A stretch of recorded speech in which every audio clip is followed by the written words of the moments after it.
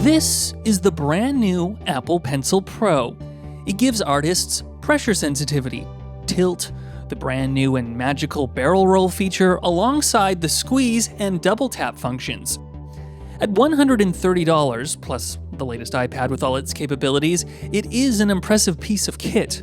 This Wacom Cintiq Pro doesn't have barrel roll, tilt requires meticulous configuration in Photoshop, and you can't take it anywhere either. For all this, you'll have to dole out $3,500. And yet, all the professional artists I've met use this for their work and not Apple. Why?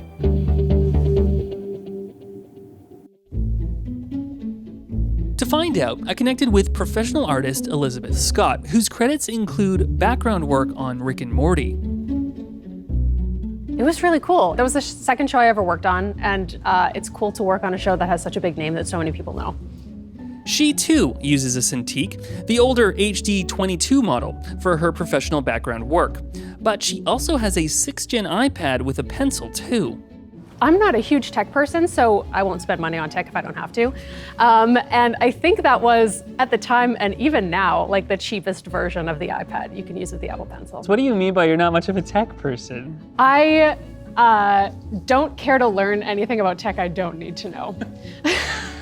I guess so the 22 HD Cintiq that I use, that's what I learned to draw on in school, that's what I used at work. I'm worried that this is going to be a lot harder than I initially imagined, but considering what's new on the Pencil Pro, I'm sure she's going to love it. Are you ready to try these things out? Yeah. Okay, let's go. I hope she's going to love it. Okay, so this is the new iPad Pro with the new Pencil Pro. Let me give it a try. Sure. Okay. The first thing I notice about it is I don't like how clicky the pen is on the screen. Oh. I don't like the feeling of drawing on glass, and I feel like my hand's kind of sticking to it a little bit. Well, I might have a solution to give the iPad a fighting chance, and that's this video's sponsor, PaperLike. Though it means I have to put the screen protector on, which is a very daunting task. So I'll go do this, and you can try the Cintiq Pro. All right, so I guess we should show her the best of what Wacom has to offer. At $3,500, the 27-inch Cintiq Pro is the largest and best in their lineup. As the top-end drawing tablet, it is the dream for all artists, available in 3 sizes, all with precise UHD resolution, 120Hz refresh rate, and over 8,000 levels of pressure sensitivity from the Pro Pen 3. First thought is I like the way that this pen feels. The Cintiq pen that I'm used to is a little bit thicker. I like that this is skinny. It just kind of feels like a regular pencil. It's nice and light. Are you talking about the pen? Yeah. It's actually really customizable. Oh, is it? Yeah, let me go get things.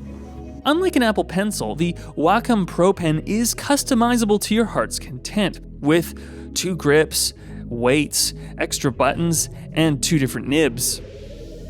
So how did you customize the pens?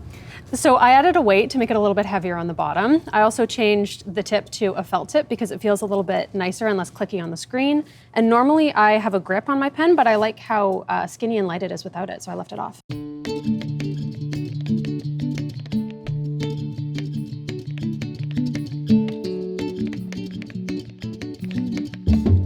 Oh my goodness. This looks pretty good. So what are you Thank drawing? you. I'm drawing a background. I use Cintiqs to draw backgrounds for work. So this is what I'm used to, working with professionally. So what background are you drawing? There's a lot going on in this. But this is a very formal space. A little heritage house, I guess. Just something I haven't drawn before. It's not just the pen you can customize too. The Cintiq Pro also has control buttons on either side of the screen and on the pen that could be mapped to any keyboard shortcut you desire. Oh, very cool. I think my first impression is having the express keys is really nice. Personally, I use a lot of functions on the keyboard, so I don't know if I could go without a keyboard. But on the pen, having an undo feature is very helpful, and I would use that all the time. I will say that it does require a bit of time to get the feel for the buttons, and in my experience, the ones in the back of the monitor do activate quite easily too. Okay, I'm noticing you're wearing this kind of fancy glove. Yes. What is that? So this is a drawing glove. You don't need it. I just find that when you're drawing for a long time and the screen gets warm, sometimes your hand kind of sticks to the screen, and so it's easier to draw smoother lines.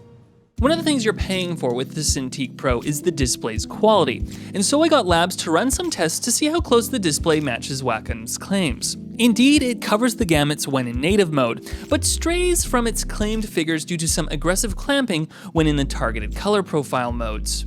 So what do you picture? This is a low angle too, so what's happening and what's gonna happen in this scene that you've created? Well, I'm used to drawing at pretty much eye level, so sometimes it's nice to just play around with angles, try something you wouldn't normally do.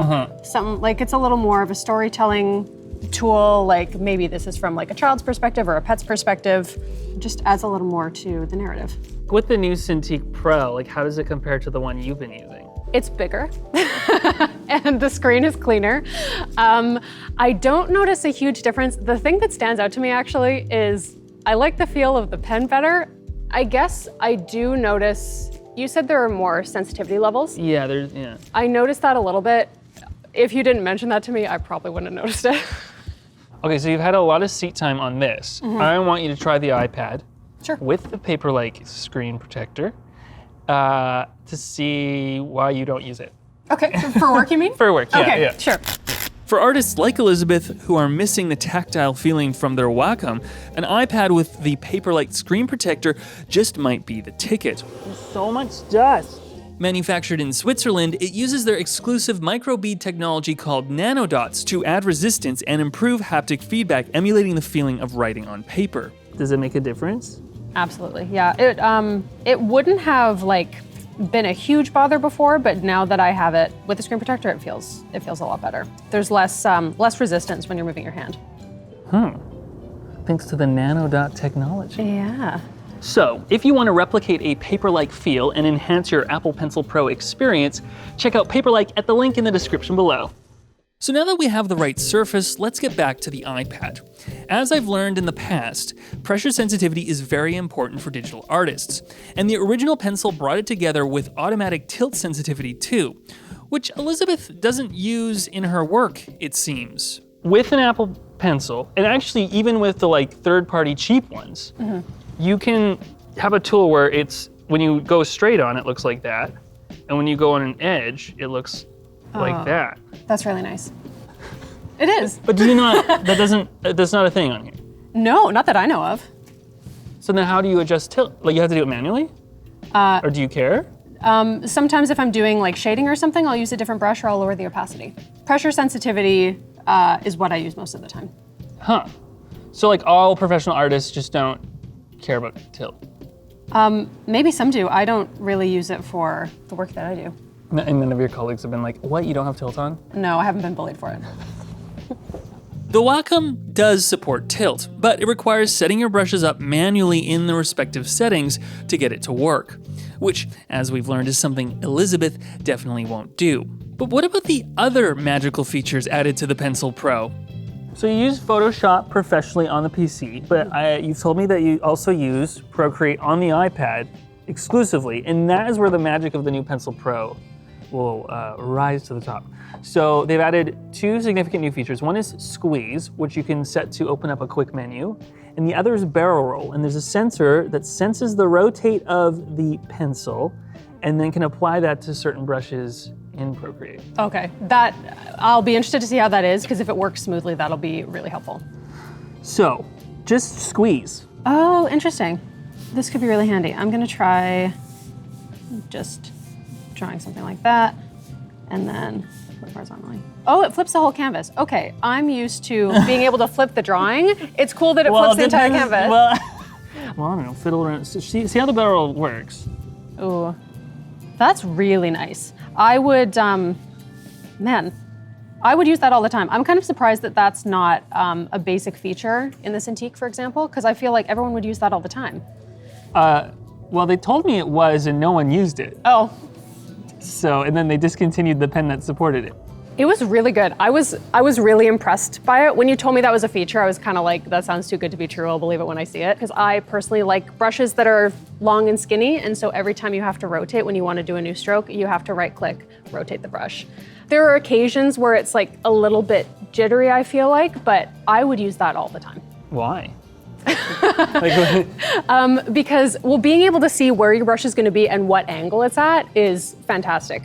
Because without that, sometimes you put a stroke down and it's not exactly the way you want it, so you have to undo it.